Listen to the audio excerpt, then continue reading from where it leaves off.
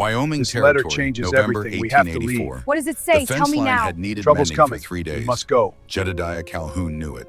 He had known it This since is Monday nice. when the northern It wind is. had pushed hard I'm enough glad we're against here. the old posts The to decision splinter cannot wait. 2 of them clean Patience. through. We must be certain. He had But looked the at the risks are damage too that great. morning, There is set no his jaw, other way. and gone inside to make coffee instead. Then he had gone out to the barn. Then he had checked the water troughs.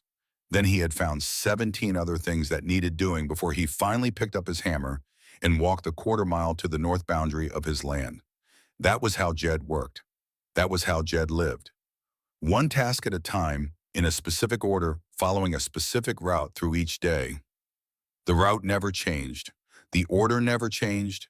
The silence never changed. 15 years of silence. He was 49 years old, and he moved like a man who had long since made peace with the fact that no one was watching. His shoulders were broad but carried slightly forward, the posture of someone who spent most of his time bent over work rather than standing straight in company. His hands were calloused so deeply the ridges of skin had become permanent features, like the grain in old wood. His face was weathered in the way of men who work outdoors in hard country, not ugly, not handsome, just marked by time and weather, and the particular erosion that comes from 15 years of not having anyone to smile for. The Calhoun Ranch sat on a broad shelf of land at the eastern edge of the Wyoming Basin, backed by a ridge of bare rock that turned purple at sundown and gray at every other hour. The house was log and stone, solid enough to outlast several generations of men, built with the kind of careful stubbornness that comes from having something to prove. The barn was larger than the house. The fencing ran for nearly 2 miles in all directions, most of it in good repair, because Jed walked it every week without fail. The garden behind the house had gone to weeds 2 seasons ago and stayed that way.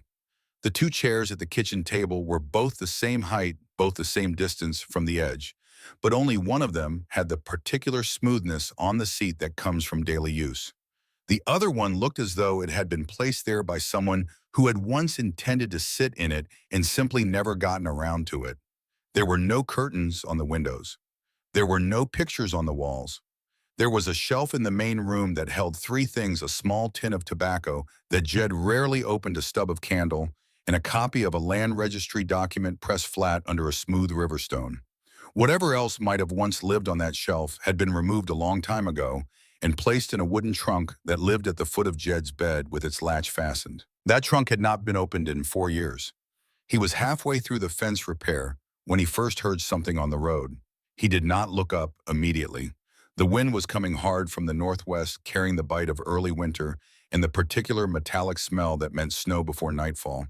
It sometimes played tricks with sound, made distant things seem close, made the creak of a tree branch sound like footsteps on frozen ground. Jed had learned not to trust it. He finished setting the nail he was driving, tested the board with the heel of his hand, and only then turned to look toward the gate. She was standing at the fence post. His first thought was practical and simple: she should not be here.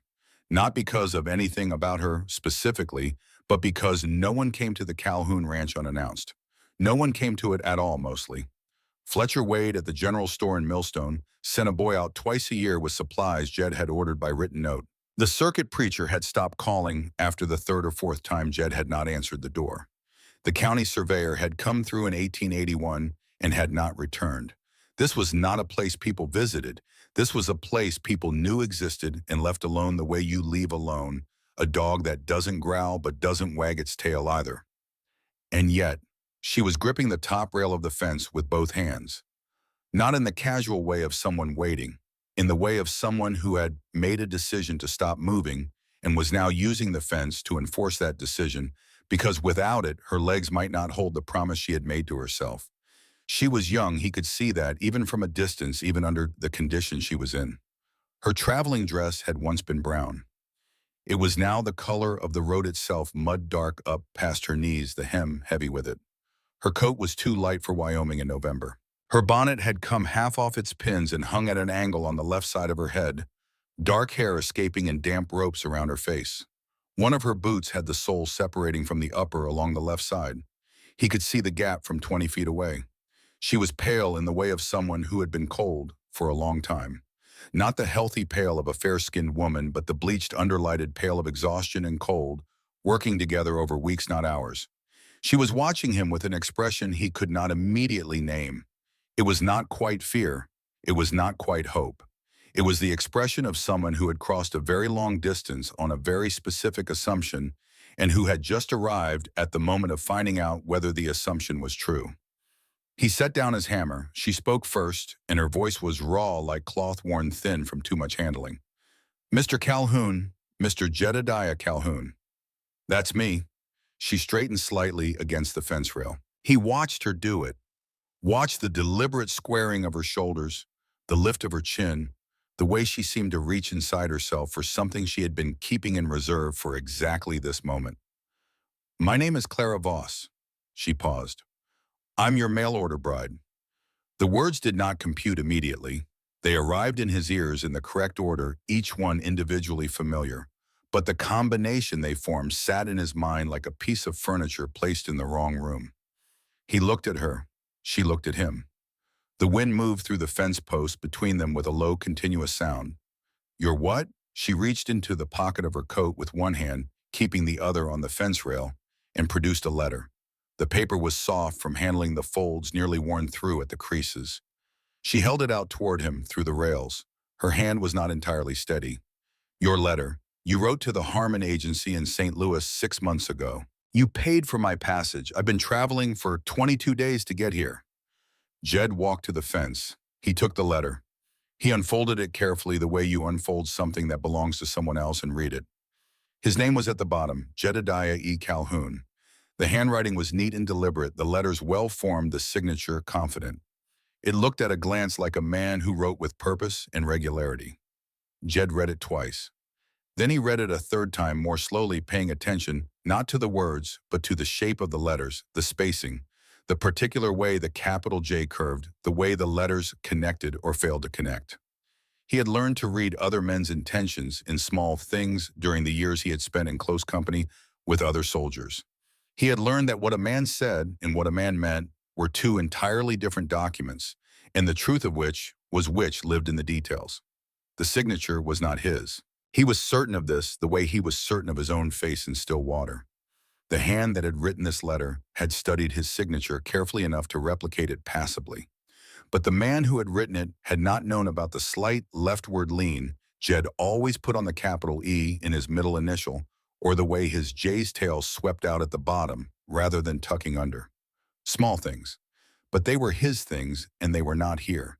He folded the letter and handed it back through the fence rails. "I didn't write this." The color left her face. What little was left. "I beg your pardon. This isn't my hand. I never wrote to any agency." He said it plainly, not cruelly, but without softening it either. "Someone used my name." Clara Voss stood very still at the fence. He watched her process it, watched the sequence move through her confusion first, then the recalculation, then the arrival at the only conclusion the facts supported. He had seen men receive bad news in the field during the war, news that changed everything in a single sentence. There was a particular quality to the moment just before a person accepted something they did not want to be true. A stillness, a suspension, like the pause at the top of a breath before the body decides whether to exhale or collapse. She exhaled. "I see." Her voice had changed. Something had gone out of it, not the strength exactly, but the particular kind of strength that had been holding a specific shape. It became something flatter, more careful. "I left my position in Boston, my room, my wages, everything I owned that wouldn't fit in a single bag. The agency told me the arrangement was confirmed, that you had paid the passage fees, that there was a home and a situation waiting."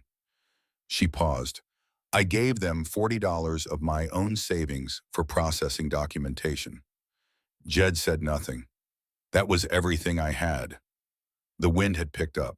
He could hear it differently now, not just in pitch, but in weight. He looked west without meaning to. The clouds were building along the ridge in a specific way he had learned to read over 15 years of watching that particular piece of sky. They were dark at the base and moving faster than their upper edges, which meant the storm was close enough to the ground to be carrying real cold, not just rain. He had maybe an hour. He looked back at Clara Voss, who was still standing at the fence with the folded letter in her hand, looking at nothing in particular, with the careful expression of someone holding themselves together through sheer force of commitment, the way you hold a cracked vessel level so the contents don't spill. Storm's coming, he said. She heard him but did not respond. Big one, hour, maybe less. The road back to Millstone is 8 miles. Once the temperature drops and the snow starts, that road will be impassable. Mud freezes wrong out here. Horses break legs in it. I'll manage. You won't. She turned to look at him then. Something moved in her expression. Not anger, not quite, but something adjacent to it. The look of a woman who had heard too many men tell her what she would and would not be able to do, and who had outlasted most of them regardless. Mr. Calhoun, I understand the situation. You did not send for me, and you have no obligation to me. I apologize for the intrusion, but I won't impose on your... I have a spare room. She stopped. Stove's already going. There's stew. You'll sleep there tonight, eat in the morning, and when the road is clear, I'll drive you to Millstone myself. He picked up his hammer from the ground. I'm not asking you to stay. I'm telling you that sending a woman out into that... He gestured at the sky without looking at it. When I've got a spare room and a working stove would make me something I don't intend to be. Clara Voss looked at him for a long moment. He had the impression she was calculating something not about him specifically, but about the category he belonged to, whether it was safe, whether the data she had available supported the conclusion he was asking her to draw. Just tonight, she finally said. Just tonight. She unlatched the gate herself. The house was exactly what she had expected and nothing like it. Jed watched her take it in without appearing to watch her. He had spent enough years alone to become good at observing without being observed. It was not a skill he had cultivated deliberately. It was what happened when there was no one to perform for. She stood in the doorway of the main room for just a moment longer than necessary. Long enough for him to see her reading the space the way someone reads a face, looking for what was there and what was deliberately absent. The bare windows, the empty walls, the shelf with its 3 objects, the 2 chairs, one worn and one not. The general quality of the room, which was clean and functional, and utterly without warmth in the way of a place where the person living in it had decided at some specific point to stop doing the things that made a house feel lived in. She did not say anything about any of it. She crossed to the sink and washed her hands with the efficient movements of someone long accustomed to making herself useful in other people's spaces. She found the hooks by the door and hung her coat. She sat in the chair he indicated without making a production of it. He ladled the stew. He set the bowl in front of her. He sat down across from her with his own. She ate quickly. Not impolitely, not desperately, but with the focused, systematic efficiency of someone who had learned not to make assumptions about when the next meal might arrive. She cleaned the bowl in under 5 minutes. She did not look up while she was doing it. Jed ate his own stew more slowly and watched her. When she finished, she looked up and found him watching. She did not look away, which he noted. When did you last eat? He asked. She considered whether to answer honestly. He could see the consideration move across her face. Yesterday, some bread, a bit of hard cheese. He stood up.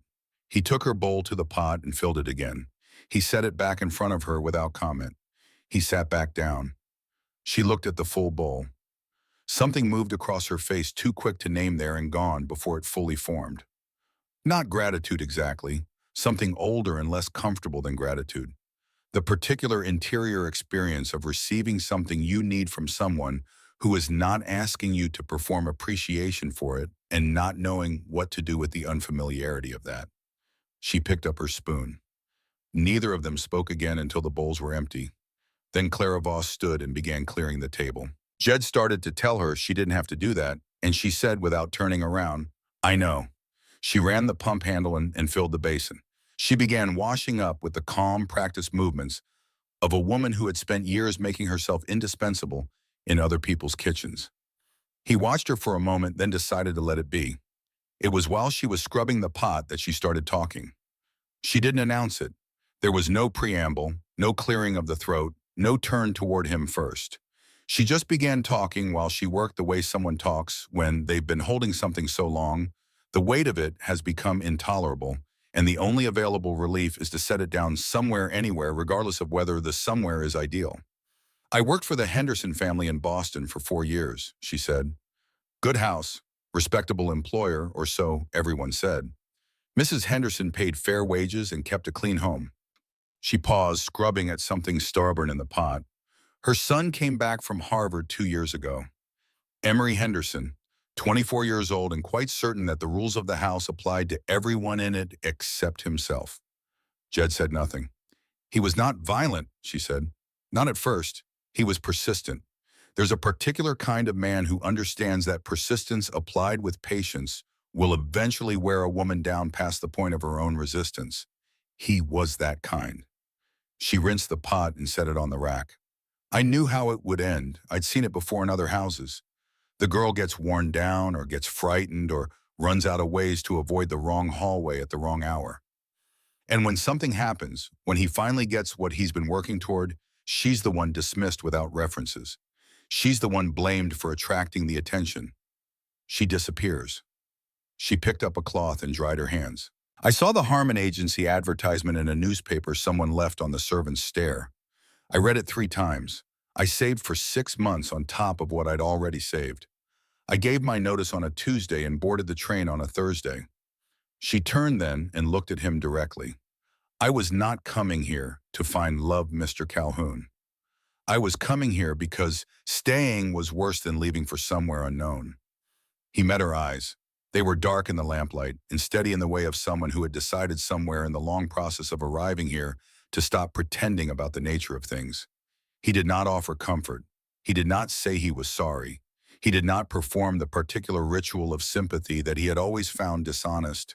The tilted head, the softened voice, the implication that words could metabolize someone else's suffering. He said, "The room has a bolt on the inside. Slides easy. I checked it last week." Clara Voss looked at him for a moment. "Thank you," she said. The words were simple, and she meant them simply without performance. He nodded once, stood up, and banked the fire for the night. He did not sleep well. This was not unusual. Sleep had been a negotiation for Jed for 15 years, something he approached each night with the cautious pragmatism of a man who has learned that the best he can do is reduce the conditions that make it worse. He kept the room cool. He did not drink. He did not read things that required him to feel. Tonight he lay on his back in the dark and listened to the storm arrive. It came in the way Wyoming storms came, not gradually, but as a decision, the wind picking up all at once, like something that had been holding its breath and finally let go. The house moved slightly under it, the logs settling and flexing the way good log construction does, designed to bend rather than break. The stove in the main room made its familiar ticking sounds as the temperature differential between inside and outside widened. From beyond the door at the other end of the house, nothing. No sound. She was either asleep or being very quiet about being awake. He stared at the ceiling. He had not thought about the spare room in a long time. It was not a room he avoided. Avoidance required acknowledging what you were avoiding. It was simply a rough room he did not use. It had a bed because he had built one when he built the house in 1869, when he had still believed in the reasonable probability of a future that required more than one room to be occupied. The bed had sheets because he changed them every few months out of some remnant of discipline he could not fully explain. The window had no curtains. The floor had no rug. He thought about the way she had stood at the fence, gripping the rail with both hands, the deliberate squaring of the shoulders before she spoke. The way she had eaten, not without dignity, but without pretense, the efficiency of someone for whom food was fuel, and the luxury of pretending otherwise was not one she had been able to afford. The way she had looked at the second full bowl before she picked up her spoon. He thought about Fletcher Wade, who had been after him for years to come to supper, to attend the church social, to consider that 15 years was long enough to grieve before it stopped being grief and started being something else. Fletcher meant well. Fletcher had always meant well, which was the most exhausting thing about him. It made it impossible to be as angry as the situation deserved. Someone had written that letter. Someone had used his name, his land, his identity to bring a woman 1,000 miles across the country on a false promise. The deliberateness of it, the planning. Whoever it was had known enough about him to make the letter credible, had known his name, his location, had known that he was the kind of man a woman might reasonably agree to come to. He would deal with that when the road was clear. For now, outside his window, the snow came down in the dark. Inside, the stove ticked steadily. The house was the same as it had always been, log and stone, and silenced the monument he had built to a future that had been erased in 1869, and yet something about the air inside it felt different than it had this morning. Something had shifted in a way he could not account for by pointing to any single thing. He lay there a long time before sleep came. The last thing he was aware of before it did was the fact that the spare room was no longer empty, and that knowing it was no longer empty made the silence feel less like the inside of a sealed room and more like the quiet between one thing ending and another thing not yet begun. He did not examine this feeling. He went to sleep. Morning came gray and cold. The storm had passed in the night the way hard things sometimes pass completely, leaving no ambiguity about whether it was done. The world outside was white, and still the landscape simplified by snow into a composition of shapes and shadows, the mountains visible again to the west with their caps freshly white, and the sky above them a pale winter blue. The road to Millstone was as he had known it would be, completely impassable. Not dramatically so, not a disaster, not a crisis, simply a fact. The mud had partially frozen under the snow in the way that made it treacherous for horses and impossible for wagon wheels. 2 days probably, maybe 3 if the temperature stayed low. Clara Voss would be here for 2 days, maybe 3. He was at the stove when he heard her door open. He heard her footsteps careful on the unfamiliar floor, and then she appeared in the doorway of the main room. She had done what she could with the resources available to her. Her dress was brushed as clean as brushing could make it. Her hair was pinned back with precision, if not elegance. Her face was washed. She looked rested in the qualified way of someone who had slept deeply from exhaustion rather than from peace. She took in the information of the snow-covered world outside the window with the economy of someone reading a situation rather than reacting to it. 2 days, Jed said without turning from the stove. Maybe 3. A pause. I see.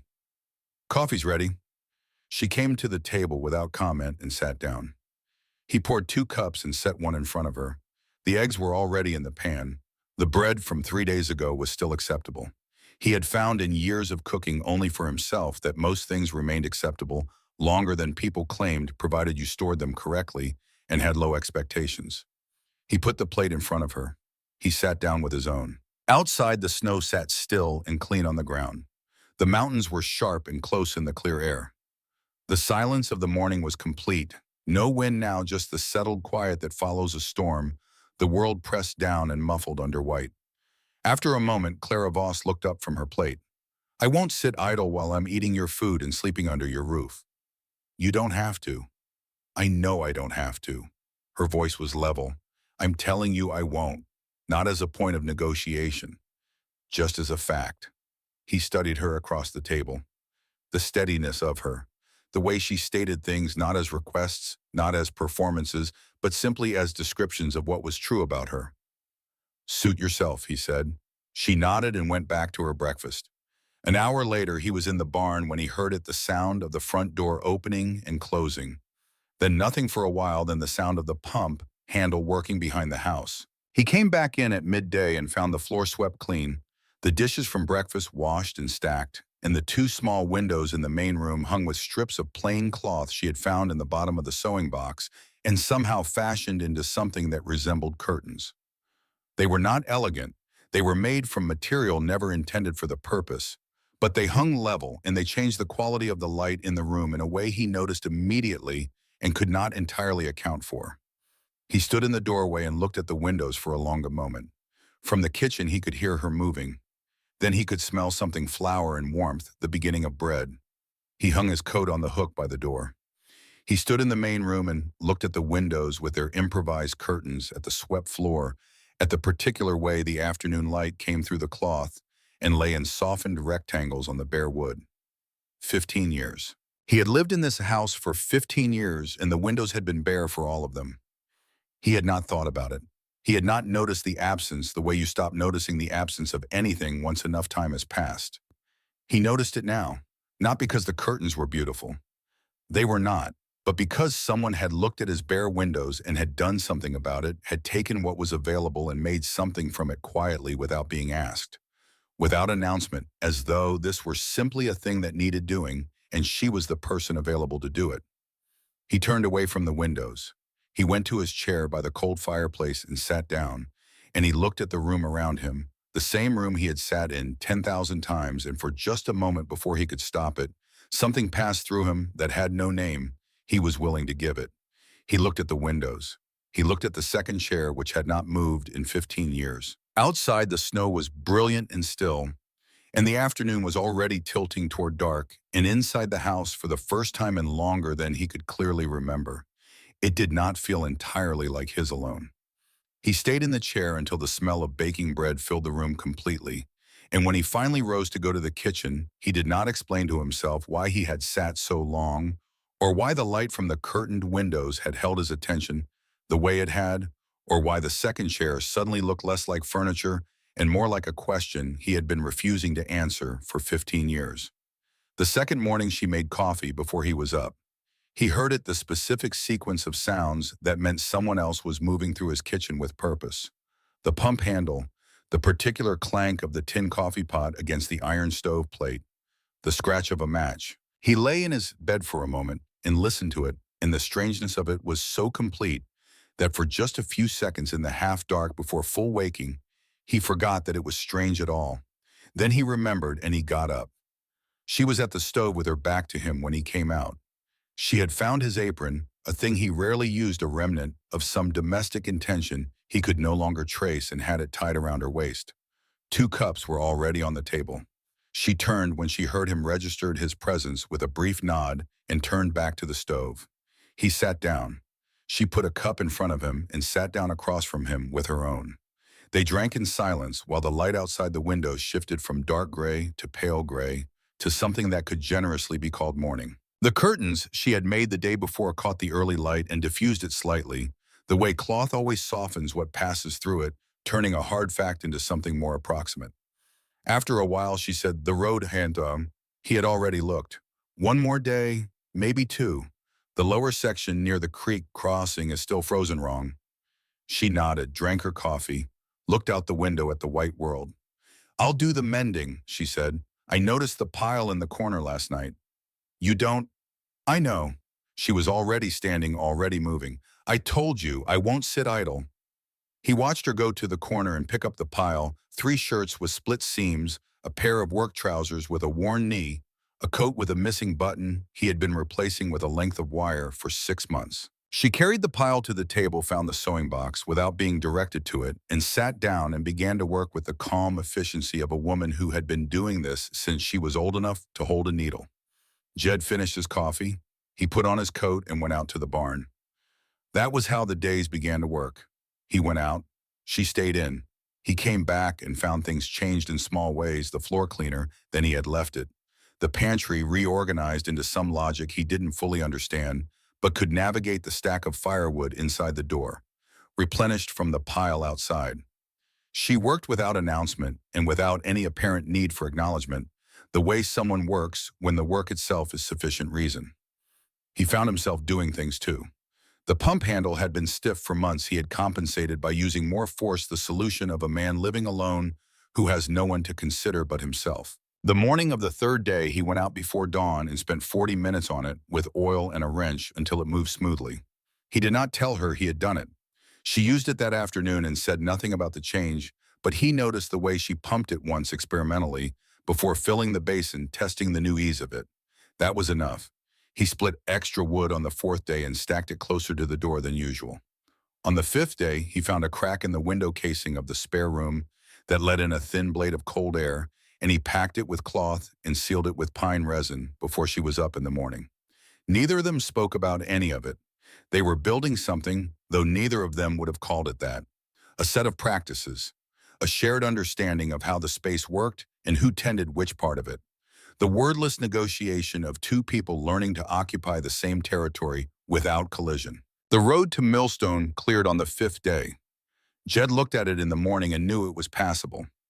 He came inside and found Clara at the table with the last of the mending, his heavy winter coat, which she had been saving, because the repair it needed was extensive, a full restitching of the left side seam from armhole to hem. She was halfway through it, her needle moving with the steady rhythm of someone entirely absorbed. He stood in the doorway for a moment. Road's clear, he said. Her needle paused, just for a beat. Then it resumed. I can drive you in this afternoon. Fletcher Wade at the general store will know of any households looking for domestic help. He knows everyone's business in that county, whether they want him to or not. The needle kept moving. All right. Or he stopped. She looked up. He was not a man who hesitated. Hesitation required entertaining two possibilities simultaneously, and Jed had trained himself out of that habit years ago on the grounds that it was inefficient and uncomfortable.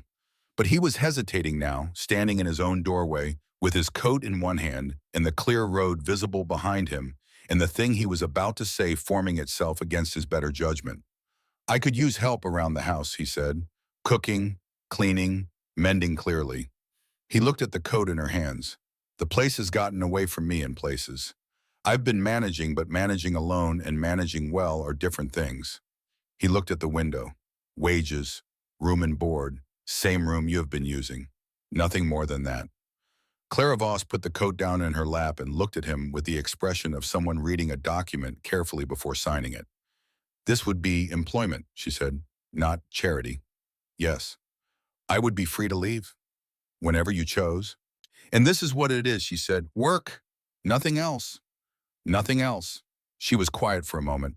Then she picked up the coat and resumed stitching. "I'll finish this first," she said. November became December. The Wyoming winter settled in with the methodical permanence of something that had no intention of being temporary. The temperatures dropped in the second week of December and stayed dropped. The mountains disappeared behind gray sky for days at a time and then reappeared whiter and closer looking than before the air between them and the ranch scraped clean by cold. Jed's days did not change in their structure, but they changed in their texture. There was coffee when he came in from the morning chores. There was a meal at the end of the day that was something more than the functional fuel he had been preparing for himself. Not elaborate, not fancy, but considered. Seasoned. Made by someone who understood that food was not only about sustaining the body, but about making the body feel that being sustained was worthwhile. There were evenings. This was the strangest part. For 15 years, his evenings had been a simple transaction. Eat, tend the fire, sit in the chair, until sleep was plausible, go to bed. There had been nothing in the evenings because he had constructed them that way. Empty by design because emptiness was easier to sit inside than the alternative. Now there was someone across the room. She read in the evenings when there was reading material, which was sparse. He had 3 books, all practical: an agricultural manual, a surveying guide, a collection of essays on soil management, and she had worked through all of them within the first 2 weeks, with the focused attention of someone for whom reading material, whatever its subject, was not to be wasted. After that, she read the almanac. After that, she began quietly to ask him things. Not personal things, not at first. Practical things. What was that ridge to the northwest called? How long had the barn been there? What did he plant in the lower field in spring? What did he know about the family that had homesteaded the property 2 miles east before abandoning it? He answered, simply without elaboration, the way he answered most things. But he answered. Then she started playing cards. She had found a deck in the back of the kitchen drawer and placed it on the table one evening without comment. He looked at it. He looked at her. She looked back at him with an expression of perfect neutrality that somehow communicated that she was not going to pretend the deck wasn't there, and he was free to ignore it or not as he saw fit. He sat down across from her. She dealt. She was not a good card player. She made decisions too quickly and then second-guessed them, which was the worst possible approach. Better to decide wrong with confidence than to decide right with doubt. He beat her 3 times in a row, and the 3rd time she put her cards down and said with great conviction that the deck was probably missing something important, and he almost laughed. He did not quite laugh, but the thing that happened in his face was close enough that she noticed it and looked at him with something that might have been satisfaction, and looked away again before he could fully register that she had been looking. It was a Tuesday evening in the 3rd week of December when she found him with the photograph.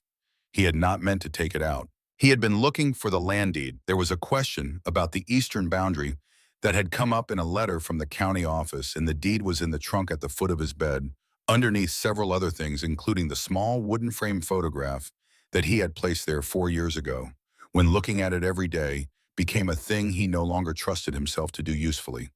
He had the deed in one hand and the photograph in the other when he heard her in the hallway, and he could have put it down. He did not put it down.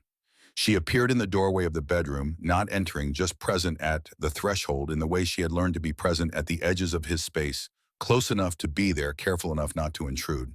She looked at the photograph. He looked at her, looking at it. Miriam, she said.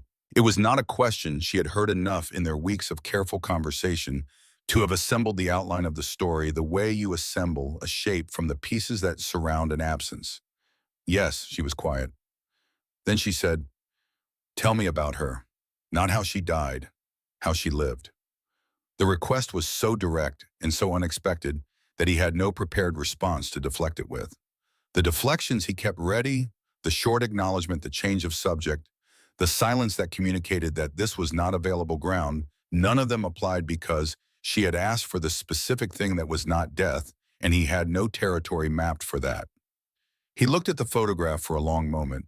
Then he sat down on the edge of the bed and he began to talk. Miriam Garfield, from a Connecticut family of some modest respectability, educated past what most people thought necessary for a woman of her time, trained as a nurse at a Boston hospital, and deployed to a field hospital in Virginia in the last year of the war.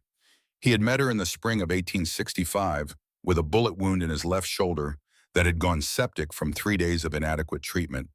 He had been delirious with fever when she found him. He had apparently said something coherent enough in the depths of the fever to make her curious, because when the fever broke, she was still there, and she asked him what he had meant by it.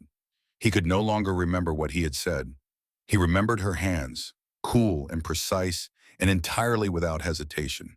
He remembered that she had argued with a surgeon twice her age over the treatment of his wound and had been right and had not pretended to be wrong after the fact to smooth things over. He remembered that her laugh was bigger than her frame suggested, sudden and genuine, and slightly surprising every time, as though she hadn't expected it herself. After the war ended, he had come west to build something worthy of her. He wrote letters. She wrote back. She said yes when he asked. She said she would come as soon as he had the house finished and the land producing enough to live on honestly. He had built this house with that deadline in his hands like a compass. In the spring of 1869, a telegram arrived. Typhoid fever, it said. She had been nursing patients through an outbreak at the hospital where she still worked, waiting for the house to be ready. She had contracted the fever herself. She had died in 4 days. She had the matron wrote in a follow-up letter, asked for him at the end. The house had been finished for 3 weeks when she died. He stopped talking. His hands, he noticed, were not entirely still. Clara Voss was sitting on the floor in the doorway, her back against the door frame, listening with the quality of attention that some people have, and most do not, the kind that is not waiting for the speaker to finish, so it can respond, but is simply receiving what is being said, holding it, making room for it. She sounds, Clara said carefully, like someone who would have been very angry to see how you've been living. The observation landed with the particular force of things that are true in ways you have been avoiding. Jed looked at her. She looked back at him without apology. Probably, he said. He put the photograph back in the trunk. He closed the lid. He did not fasten the latch. The fever came on a Wednesday, 3 days before Christmas. Clara did not mention feeling unwell. That was the first problem. She was not the kind of person who mentioned feeling unwell, having spent years in circumstances where feeling unwell was not a condition that altered anyone's expectations of her. She worked through Wednesday with the slightly heightened focus of someone compensating for something, and by Wednesday evening, she was quieter than usual. And by Wednesday night, she had a temperature that Jed could feel from across the room when she stood near the fire. He noticed. She noticed that he noticed. She told him she was fine. She was not fine. By Thursday morning, she could not stand up properly. He found her in the kitchen, holding onto the counter edge with both hands, the coffee pot unlit, staring at the stove with the expression of someone trying to solve a problem through willpower alone. He crossed the room, put his hand against her forehead, and felt the heat of it, not the mild warmth of a passing chill, but the deep, sustained heat of a fever that had been building for at least a day and had not been mentioned. Clara, I just need a moment. You need to lie down. The coffee isn't. I'll make the coffee. She looked at him. Her eyes were slightly glassy, her color high in the cheeks and absent everywhere else. She was assessing whether she could win this particular argument, and something in what she saw in his face told her the answer was no. He drove to Millstone that morning in conditions that required him to focus entirely on the road.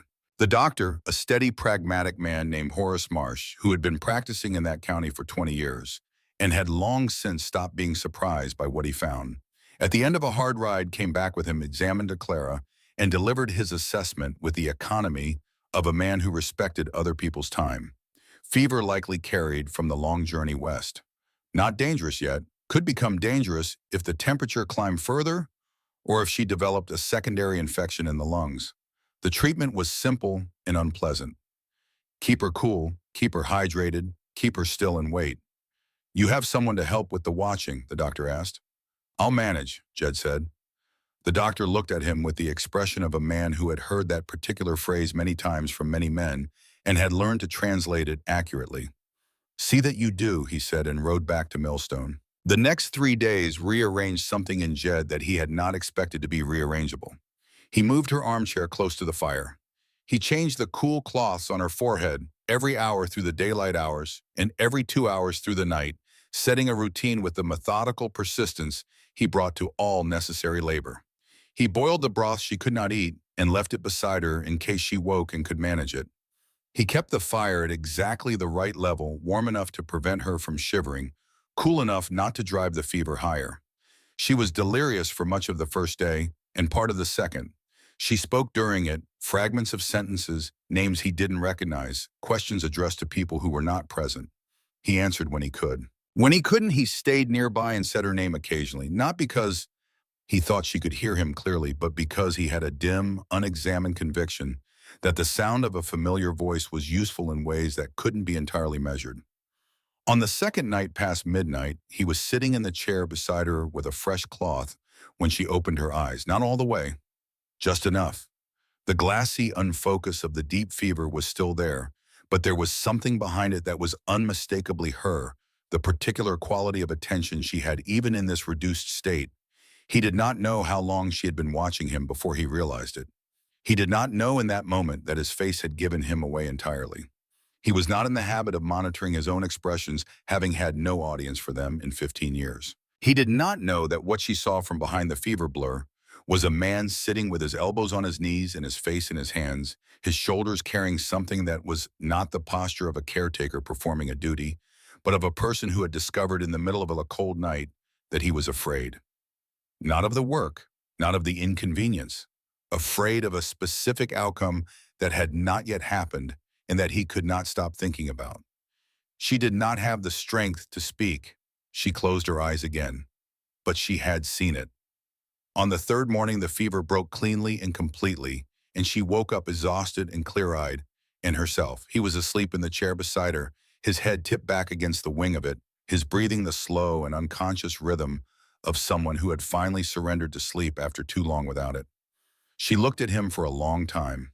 She did not wake him. She recovered slowly, which frustrated her, and she was not quiet about the frustration, which was somehow reassuring to him in a way he did not examine closely. By the fourth day after the fever broke, she was sitting up and eating properly. By the sixth, she was at the table for meals. By the ninth, she was moving through the house with most of her normal efficiency, though he noticed she tired earlier than she used to, and he pretended not to notice when she sat down earlier than she would have admitted needing to. They did not talk about the 3 days. Then on a gray January morning with the stove going well and the light flat outside the windows, she said, "You were frightened." He was at the table with his account ledger. He did not look up immediately. "You sat up for 3 nights," she said. "You drove to Millstone in bad conditions to get the doctor. She stopped, chose her words. "I saw you. The second night. I wasn't as far under as you thought." Silence. "You don't have to explain it," she said. "I'm not asking you to explain it. I just want you to know that I saw it and that it mattered to me. That's all." Jed closed the ledger. He set his pen down. He looked at the window. "I'm not good at this," he said finally. "At what? At having someone—" He stopped, started again. "At the possibility of loss. I spent a long time building something that couldn't be lost. Work can't be lost. Land can't be lost, not easily. I ordered my life so that nothing in it was—" He stopped again. "Irreplaceable." Claire was quiet. "And then you showed up at my fence." The words sat between them in the winter quiet. She said, "I know what that cost you to say. It's just a fact. Facts cost things too, sometimes more than opinions." He looked at her then with the directness he reserved for things that required it, not his usual habit of reading a room by its periphery, but the full attention of a man who had decided something mattered enough to look at it straight. She looked back at him in the same way.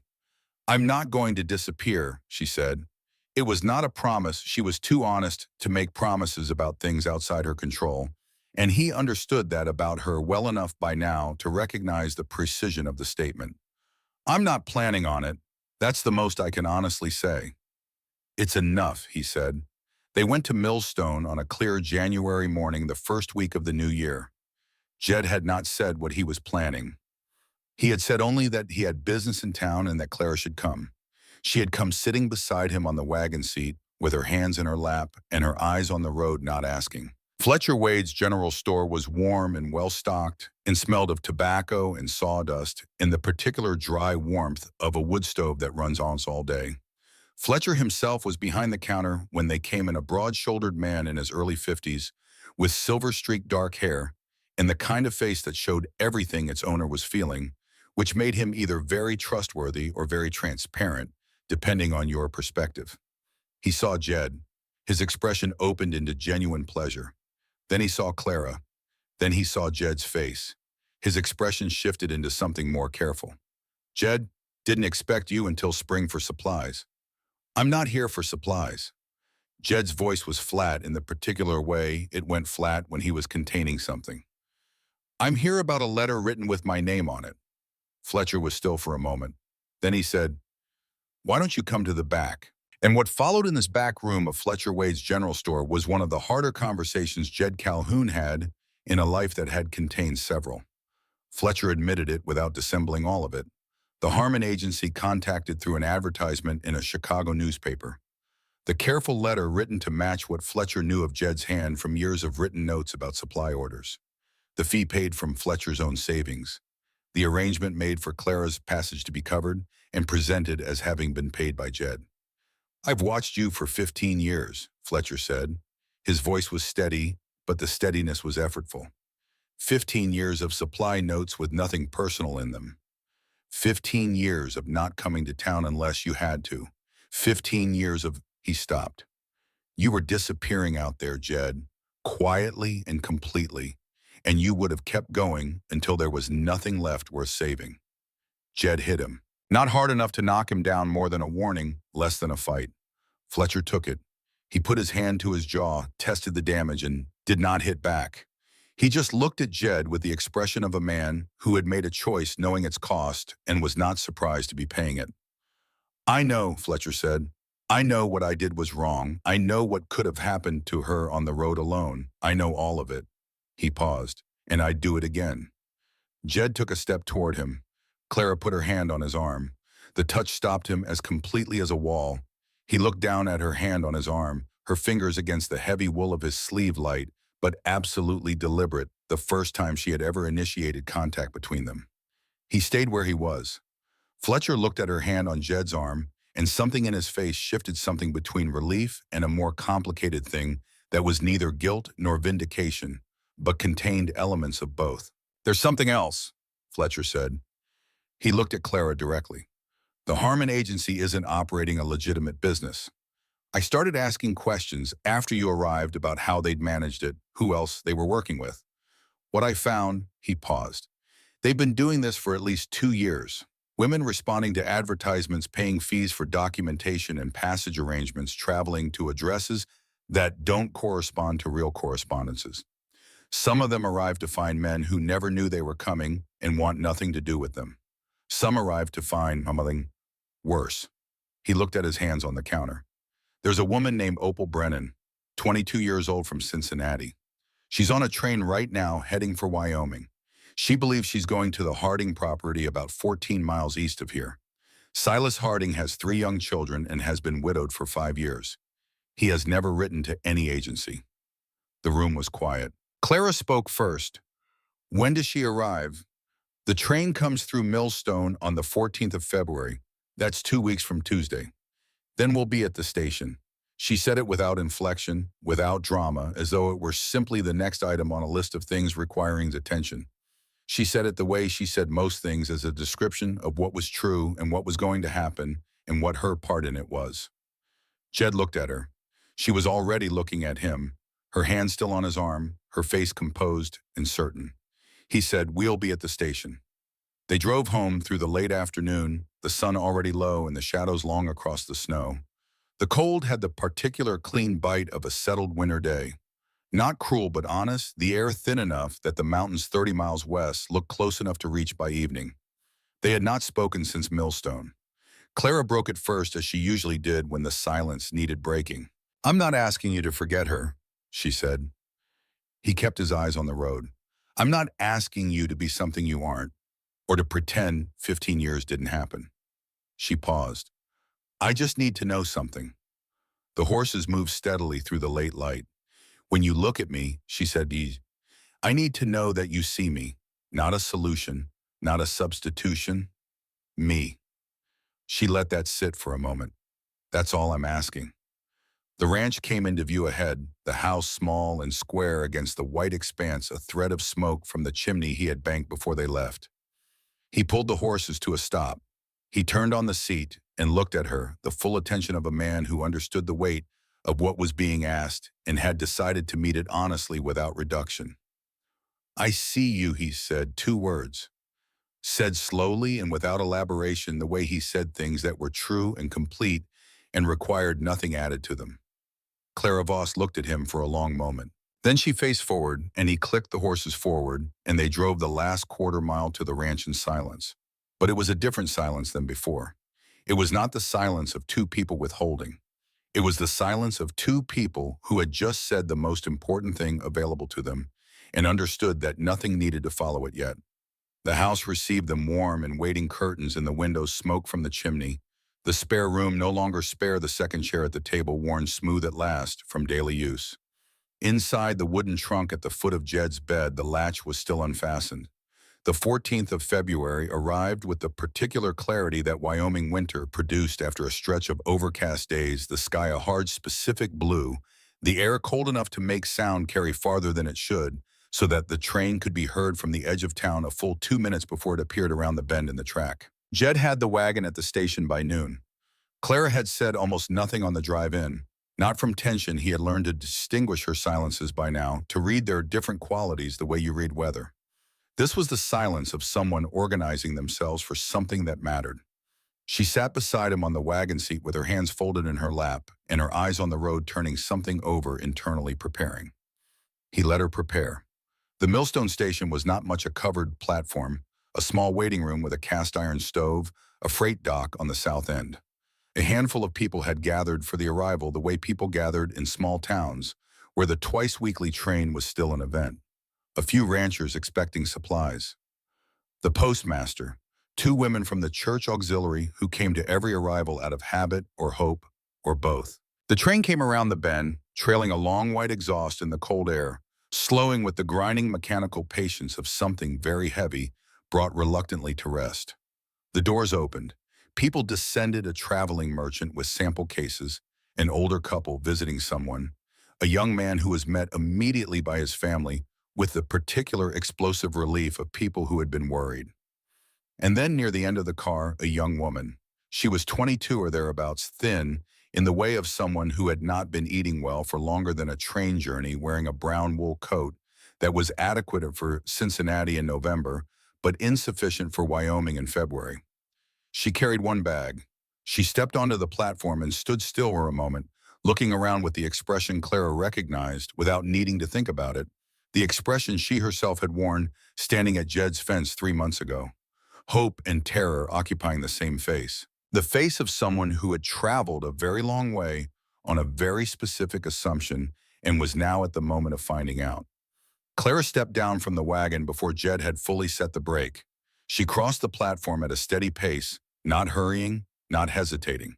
She reached the young woman just as she was beginning to scan the faces of the small crowd for someone who might be expecting her. Opal Brennan. The young woman turned. Up close, she was pretty in an unfinished way. Dark circles under her eyes from the journey, her hair slightly disheveled under a hat that had not survived the trip as well as it had started it. Her eyes were reddish at the rims. She had been crying on the train. She had stopped before getting off because she was the kind of person who stopped before being seen. Clara recognized that too. Yes, Opal's voice was careful. Are you from the Harding property? No, Clara said it gently, but without softening the fact itself. My name is Clara Voss. I need to speak with you before you go any further. Will you come inside where it's warm? Something moved across Opal Brennan's face, a flicker of the calculation that all women in precarious situations develop the rapid assessment of threat and trustworthiness in available options. She looked at Clara. She looked at Jed, who had come to stand a few feet back, close enough to be present, far enough back to not crowd the moment. She looked back at Clara. All right, she said. They sat in the waiting room with the cast iron stove going well, and Clara told her. She told her plainly the way she had wanted someone to tell her, without theater, without excessive pity, without the particular cruelty of softening the truth so much it lost its shape. She told Opal about the Harmon agency, about the forged letters, about the women who had been sent west on false arrangements. She told her about her own arrival at Jed's fence 3 months ago, the letter that wasn't his, the $40 that had bought a lie. She told her that Silas Harding was a real man and a decent one with 3 children and a working ranch and no knowledge that anyone was coming. She told her all of it. Opal Brennan sat across from her and listened with the stillness of someone absorbing a blow they had on some level been half expecting. When Clara finished, Opal looked at her hands in her lap for a long moment. I sewed buttonholes, she said finally, in a factory in Cincinnati. 6 days a week, I was good at it. She paused. I saved for 3 years. Every week I put something aside. I had a little room above a hardware store. It was cold in winter and hot in summer, and I had to share the privy with 4 other tenants. She looked up. I wasn't looking for love. I was looking for... She stopped searching for the word. Ground, Clara said. Opal looked at her. Something solid to stand on. Something that was yours. Yes. Opal's voice was very quiet. That's exactly it. Clara reached across the small space between them and put her hand over Opal's. Then that's what we're going to find for you. Not what you were promised. Something real. She looked at Jed, who was standing near the door with his hat in his hands. He nodded once, which meant he was already ahead of her. Silas Harding is a good man, Jed said. I've known him 6 years. He's not looking for a wife right now. He doesn't know he is. But he's been without proper help in that house since his wife Eleanor died, and those children need someone steady. The work would be real and the pay would be fair. He paused. You'd go as yourself, a woman looking for honest employment. Nothing promised beyond that, nothing expected beyond that. Opal was quiet for a long time. Then, can I meet him first? That's exactly what we had in mind, Clara said. The Harding property was 14 miles east of Millstone on a road that was passable but not comfortable in February. They arrived in the mid-afternoon, the winter sun already angling low. The ranch was smaller than Jed's, the house a simple frame structure that showed the particular entropy of a home where the person responsible for its interior maintenance had been absent for too long. Not neglected through indifference, the yard was kept, the barn was sound, the fencing was in good repair. But the house itself had the look of a place where someone was doing their best with the time available after everything else was done, which was never quite enough time, and the house understood that. 3 children came out of the barn when they heard the wagon. A boy of about 10, another of 7 or 8, and a girl of 5 who was wearing her coat buttoned wrong and did not appear to have been informed of this. They stopped at the edge of the yard and stared with the frank, unguarded curiosity of children who did not yet know they were supposed to pretend otherwise. Silas Harding came out of the barn behind them, wiping his hands on a rag. He was 35, lean and weathered, with the kind of face that had once been more open and was now careful in the way of someone who had learned to manage his expectations carefully, since the person who had helped him carry things was no longer there to help carry them. He looked at Jed with recognition and genuine warmth. He looked at Clara with polite curiosity. He looked at Opal with a very brief expression that he controlled almost immediately, but not quite quickly enough. Opal was looking at the little girl with the wrongly buttoned coat. Clara saw both of them look. Neither of them knew the other had. The introduction was practical, and Jed kept it that way. A woman looking for domestic work, experience with cooking and household management and the care of children, looking for a fresh start in Wyoming after circumstances in the East had changed. Silas listened with the focused attention of a man who had been needing to hear exactly this and had not known how to ask for it. The children circled the wagon with the barely contained energy of young people who had been behaving well for a long stretch and were quietly assessing whether the current situation permitted relaxation. The girl with the wrongly buttoned coat drifted toward Opal during the conversation, not speaking, just present in the way small children are present unceremoniously, as though physical proximity to an interesting stranger were simply their right. Opal looked down at the coat and, without making a production of it, knelt and rebuttoned it correctly from the bottom hem up. The girl watched this operation with great seriousness, as though it were a demonstration of a skill she intended to learn. Then the girl said something to Opal that Clara couldn't hear from across the yard. Opal said something back, her face doing something complicated and quick. The girl took her hand. Clara looked away because the moment felt private and she understood what it meant and did not want to intrude on it. The terms were settled by the time the sun touched the western ridge. Fair wages, a room of her own, Sundays free, the freedom to leave if the arrangement didn't suit her. Nothing promised beyond what was stated, nothing required beyond honest work. Silas Harding shook Opal's hand with the formal courtesy of a man conducting legitimate business, and Opal shook his with the steady grip of someone who had made up her mind. Driving back to the ranch in the early dark, Clara sat beside Jed on the wagon seat and watched the first stars appear above the eastern ridge. "She'll be all right," she said. "Better than all right," Jed said. He paused. "Did you see the way Harding looked when she stepped down from the wagon? Did you see the way she looked at that little girl?" A silence. Then from Jed, a sound that was not quite the almost laugh she had been cataloging, something a degree further along from it, brief and genuine there, and gone before it could be examined. She tucked it away carefully. She was keeping a collection of them. The letters had been going out since the middle of January. Clara had begun them before Jed had asked anything of her, before there was a reason beyond the one she had always had, that what had happened to her was happening to others, and silence on the subject was a form of permission she was not willing to grant. She wrote them at the kitchen table after dinner, Jed across from her with his account ledger, the lamp burning between them. He helped her with the structure of the first two, not the content which was hers entirely built from what she had lived and knew, but the way to arrange an argument on paper so that people with institutional authority would take it seriously rather than filing it away with the correspondence they intended to address eventually. He knew how organizations read documents. She knew what needed to be said. Between them, the letters became something more effective than either would have made alone.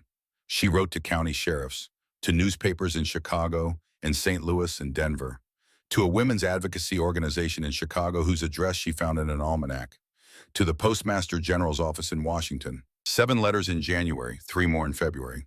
A formal detailed statement submitted in August to the county sheriff's office that laid out the Harmon agency's methods with the precision of a woman who had been thinking about this for 9 months and had organized every fact available to her. She did not expect quick results. She understood this was work measured in months and years, the slow, unglamorous labor of putting facts in front of people with the authority to act on them, and then waiting to see whether they would choose to. What she had not anticipated was how much the writing itself would matter to her independent of outcome.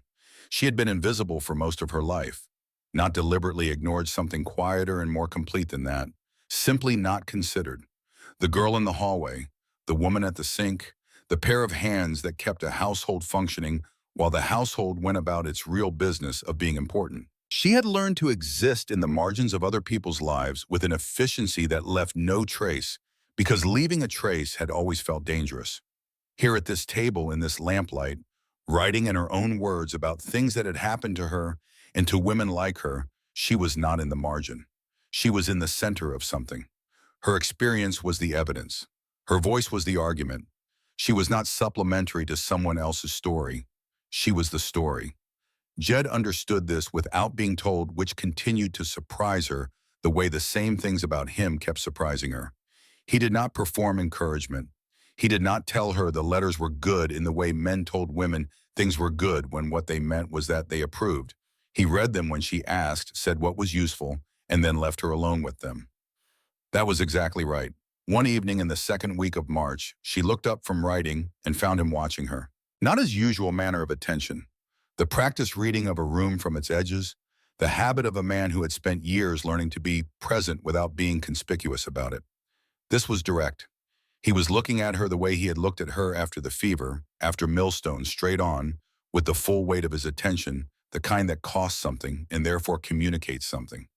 She set down her pen. He said, "I want to ask you something."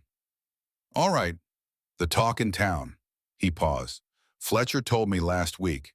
People are speculating about what you are here, what I am to you." He looked at his hands on the table. "I don't care what they think. I want to be clear about that. But I care whether it's causing you difficulty, whether it changes how you're treated in Millstone, whether it," he stopped, started again with the care of a man choosing footing on uncertain ground. "You deserve better than to be the subject of other people's least generous assumptions." Clara looked at him for a moment. "What kind of assumptions?" "The kind that reduce what you are to the simplest available interpretation." He said it flatly. "You know what I mean." She did know. She had known for weeks, had caught the particular quality of certain glances in Millstone, had understood what they were communicating. She had decided not to give them the weight they were asking for. She had spent enough of her life managing other people's interpretations of her. She had decided sometime in the months on this ranch to spend less of it that way. "I'm not interested in their assumptions," she said. "Neither am I, but there is something real underneath it." He looked at her directly. "Clara, if we were married, the assumptions would stop. You would have legal standing here. Your letters would carry more weight. Your name on a document would mean something different than it does now." He paused. "I am not proposing this as a practical arrangement. I want to be clear about that. I'm raising it because there is a practical dimension to it, and I think you deserve to know that dimension exists before I say the rest of what I want to say." "And what's the rest?" The lamp between them threw warm light across the table. Outside the windows, the March wind moved through the still bare trees, and the curtains she had made from found cloth 4 months ago shifted slightly in the draft from under the door. "I have been alone for 15 years, Jed said, because I decided that alone was sustainable and anything else was not. That was not wisdom. That was fear wearing the clothes of practicality." He met her eyes. "You came to my fence by accident, and you stayed because you had nowhere else to go, and somewhere in the middle of the winter, you stopped being someone I had taken in and became—" He stopped, looked at the lamp, looked back at her. "Someone I look for. In the morning when I come in from the barn. In the evening when the light changes. Someone whose voice I listen for when I'm outside and the wind shifts. Someone whose absence I would—" He stopped again. The silence held everything he hadn't said. "I am not good at this," he said. "I have told you that before. I am asking you to take me at my word that what I'm describing is real, even if the words I have for it are inadequate to the thing itself." Clara sat with this for a moment. Then she asked, "Is there anything left in that trunk?" He looked at her. He understood the question precisely. She was not asking about the deed or the land documents or any of the practical papers that lived in the trunk alongside everything else. She was asking about the photograph, about Miriam, about whether what she was being offered was whole or whether there was a portion of him still sealed in 1869 that she would be asked to make peace with forever without it ever changing. "That's a fair question," he said. He got up from the table. He went to his room. She heard the trunk open. He was in there for a long time. She sat at the kitchen table and listened to the lamp and the wind and did not try to imagine what was happening in the other room. Whatever it was his. It was not a performance intended for her, and she did not want it to be. Some things needed to happen in private to be real. She heard nothing for a long time. Then she heard the trunk close. When he came back, his hands were empty. He sat down across from her and looked at her with a face that was different in a way she couldn't entirely articulate. Not lighter exactly, not relieved in the simple way of someone who has set down a weight, but changed in the deeper way of someone who has done something that cannot be undone and has chosen to do it with full knowledge of that. "I told her I wouldn't forget her," he said. "I told her I was going to live anyway." He paused. "That's the most honest I know how to be about it." Clara looked at him for a long moment. "That's enough," she said. He reached across the table and took her hand. Properly, not the brief contact at Millstone, not the accidental proximity of people sharing a small house, but deliberately and completely, his fingers closing around hers with the careful certainty of someone who has made a decision and is now enacting it without reservation. "Will you marry me?" he said. "Not because of the talk in town, Not because it solves a practical problem, because I want to. Because I have been choosing you every morning since November, and I would like to keep doing it with the correct name for what it is. Clara looked at their joined hands on the table. His calloused and scarred from 15 years of solitary work, hers thin and ink-stained from the letters. Yes, she said, on one condition. Name it. You understand that you are not getting a quiet woman who will manage your household and stay in the background of your life. You are getting me. The letters, the opinions, the stubbornness, the mornings when I need to talk through every detail of a problem out loud before I can let it go. She looked at him steadily. All of it, every inconvenient part. The corner of his mouth moved. Not quite a smile, something past it towards something more specific and more certain. Clara, he said, I am fully aware of who I'm asking. It was a quiet evening in late March when Jed said he had been thinking about Elizabeth. Clara was at the table with her letters. She put down her pen. Elizabeth Garfield. Miriam's older sister, now living in Denver with a husband and 4 children. Jed had written to her twice in 15 years, both times brief acknowledgments on the anniversary of Miriam's death. He had her address recorded in the back of his account ledger, in the careful hand of a man who kept things because they might matter, even when he wasn't certain they still did. I thought she should know, he said, that I'm getting married, that things are different now. Clara was quiet for a moment, then, are you asking her to come? I thought perhaps she might want to. The lamp sat between them. The curtains shifted in the draft. Jed, her voice was careful and steady. Why? She was important to Miriam. She's the closest thing I have left to what? Clara asked, not cruelly, but directly. To the life you had before, he looked at her. I'm not saying that to wound you, she said. I'm asking because I need to understand. Is Elizabeth someone who is actually a part of your life now, someone who knows you, who you speak with regularly, who matters to who you are today? Or is she someone you want present at our wedding because having her there would feel like you're not leaving everything behind entirely? The question was precise and quiet and landed the way precise, quiet things land without echo, without easy escape. Jed opened his mouth, closed it. Because I cannot, Clara stopped, started again. I have spent my entire life being the person in the background while someone else's story happened in the foreground. I will not begin my marriage standing in the shadow of a comparison I can never win and was never meant to enter. Her voice did not rise. It became more level, which was its own kind of intensity. If that makes me unkind, then I am unkind today, and I will accept that. But I need you to choose what this day is going to be. Ours or a ceremony that includes a witness from a life you're not actually leaving behind. She went to her room. The door closed.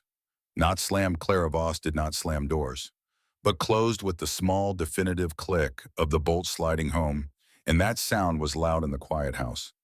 Jed sat at the table for a long time. He thought about what she had said. He thought about Elizabeth Garfield, whom he had not spoken to in 4 years, whom he wrote to twice a year out of an obligation he had never examined closely enough to understand. He thought about why he had wanted her there, and the more honestly he examined it, the less it had to do with Elizabeth herself, and the more it had to do with the thing Clara had named precisely the need to not be entirely alone in the leaving. He got up. He went to Clara's door. He did not knock. He did not call her name. He sat down on the floor with his back against the wall beside her door, his legs stretched out in front of him, and he stayed there. He had no speech prepared. He had no argument assembled. He had only the understanding that leaving felt wrong in a way that was not about tactics or strategy, and that staying even outside the door, even in silence, was the only honest thing available to him at the moment. He fell asleep there sometime after midnight, and his head tipped sideways against the wall. In the morning, the door opened. Clara stood in the doorway and found him against the wall, coat still on, his breathing slow, and his face in sleep carrying none of the careful management of expression it carried when he was awake. She stood there for a moment and looked at him, at the fact of him still being there. She made coffee.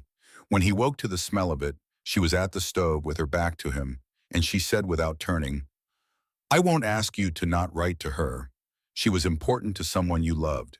That matters, and it should matter. A pause. The coffee pot settled on the rack. But our wedding is ours. Yes, he said.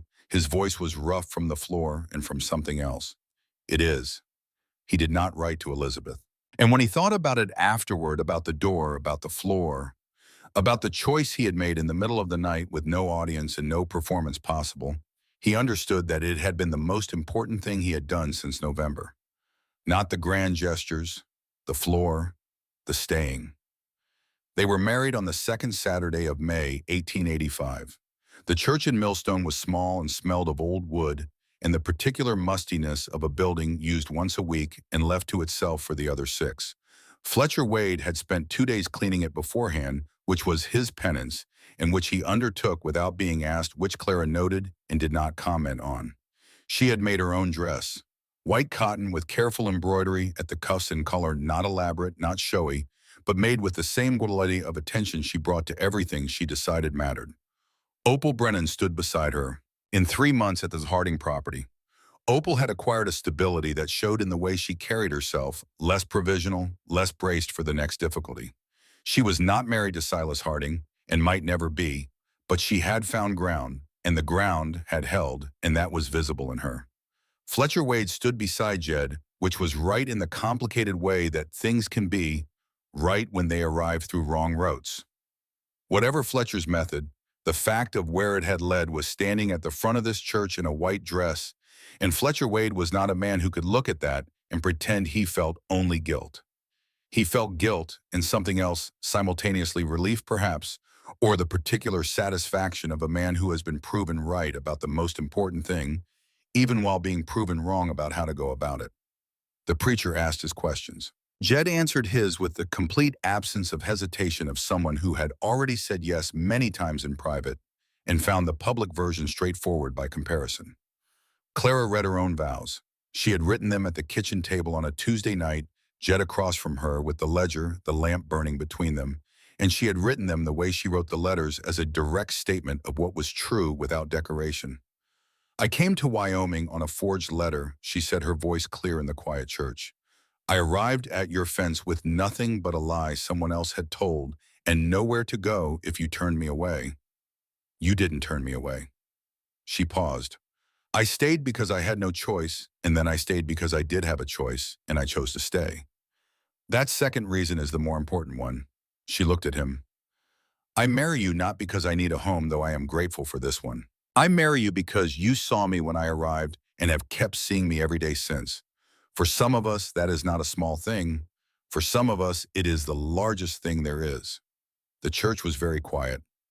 Jed's jaw had the particular set of a man holding himself steady against something he had not fully prepared for, which was not like him and which meant more because of that. She finished, I choose you. Every day I will choose you. That's the whole promise. He said when it was his turn, that's the only promise that matters. The preacher pronounced them married. Jed kissed her in front of Fletcher and Opal, and the preacher and the 2 church auxiliary women who had come to every train arrival at the Millstone station for years out of habit and hope, and had finally on this particular Saturday in May witnessed something worth the long attendance. Autumn came and was replaced by the early cold of a Wyoming October, which came earlier than most places considered fair. The letters had been working their slow way through institutional channels since January the 7th. She had written in the first month, then 3 more, then the formal detailed statement submitted in August. In September, word came from Fletcher, who had heard it from the circuit judge, who had received correspondence from his counterpart in St. Louis. The Harmon Agency had been raided. Its principals had been arrested. Its records had been seized. A formal investigation was underway. Clara read the letter at the kitchen table. She read it twice.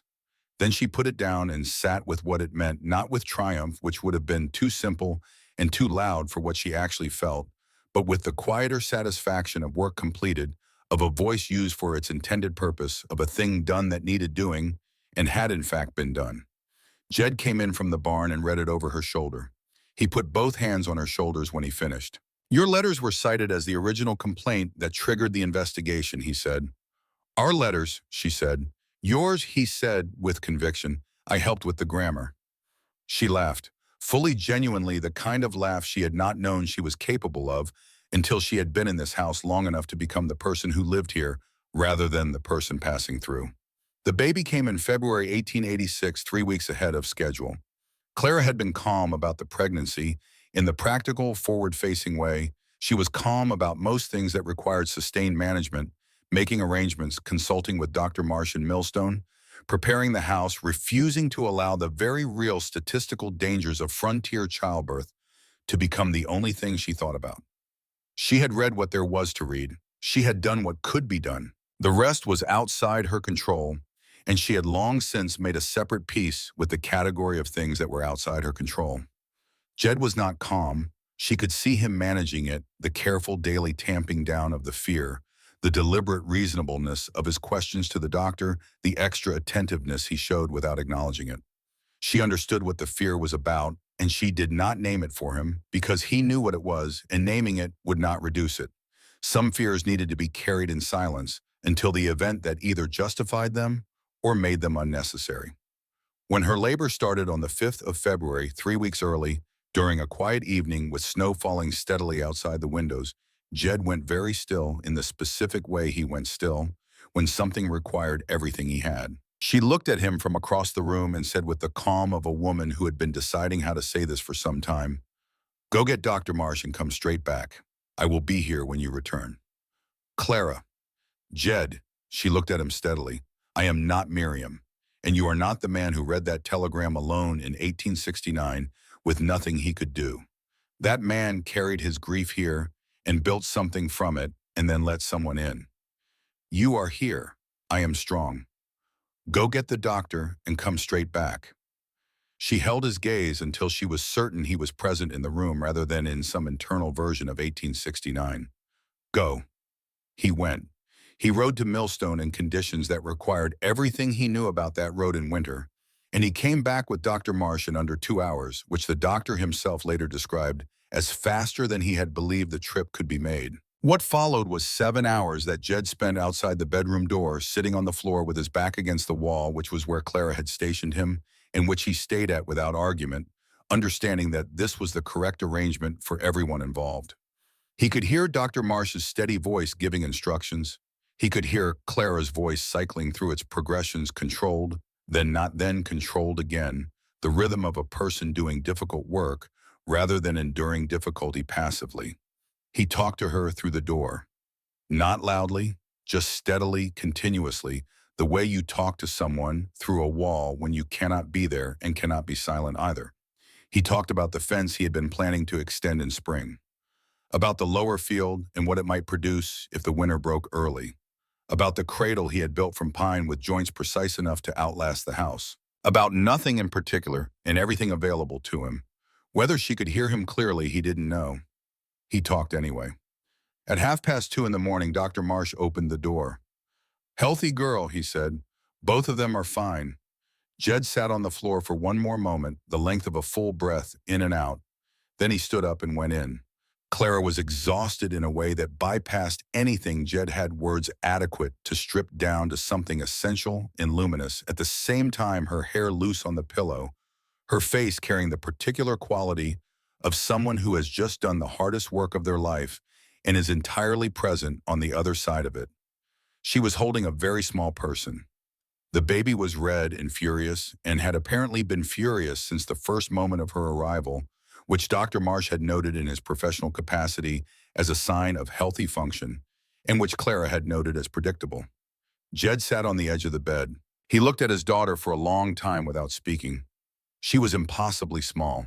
She had, though he was aware that fathers in these first moments thought many things, that subsequent days revised a look of absolute determination about her that seemed unlikely in someone who had been alive for less than an hour. Her hands were clenched. Her eyes, when she opened them briefly, were dark and unfocused and entirely unmistakably present. "Hello," he said. His voice came out rougher than he intended. The baby did not respond to this, being occupied with the more immediate concerns of being new to everything. Clara was watching him watch her.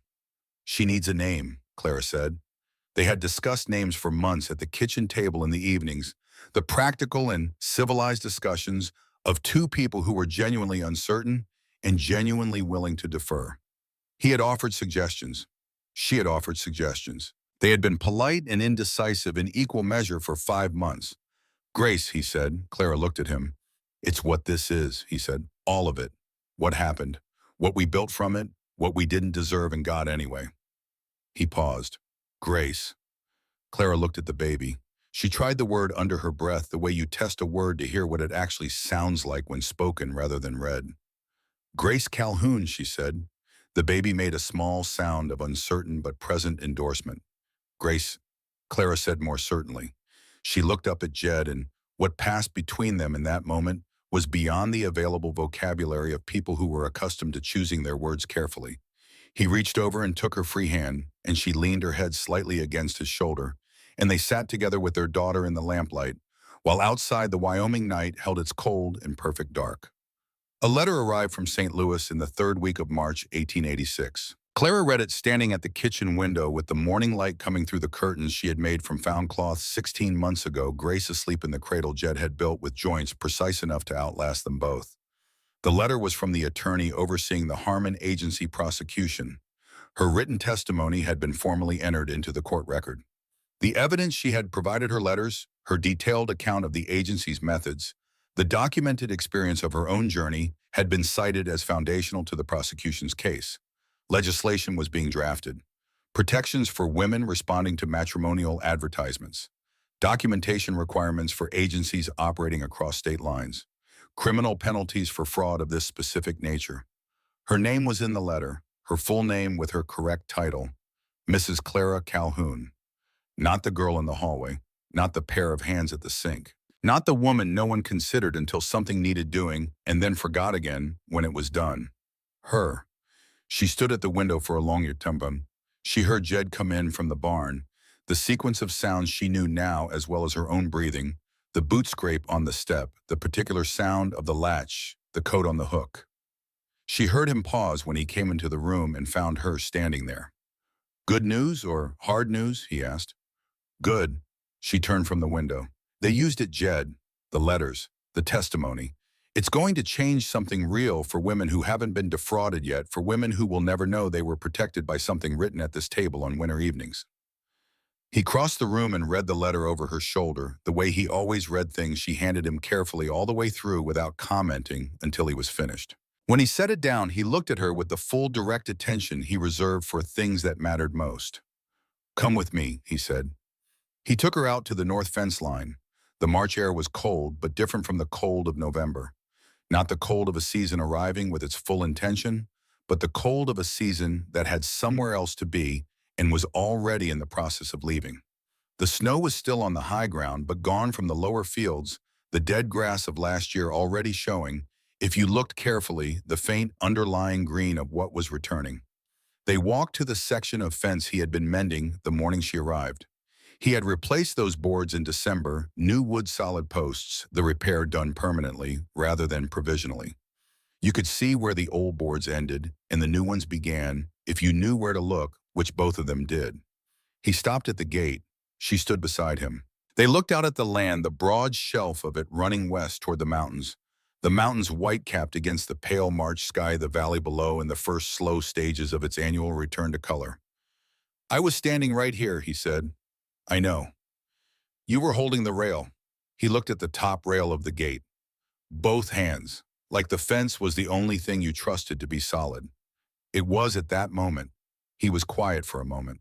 I almost told you I hadn't ordered any supplies and didn't need any help and sent you back down the road.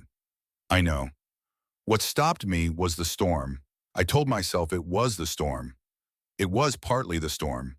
It was partly the storm. He paused, looking for the honest version of the rest of it. The other part was you had come a very long way on something someone else had decided for you, and you were still standing at my fence, still upright, still looking me in the eye. He paused again. That kind of standing costs something. I recognize the cost of it.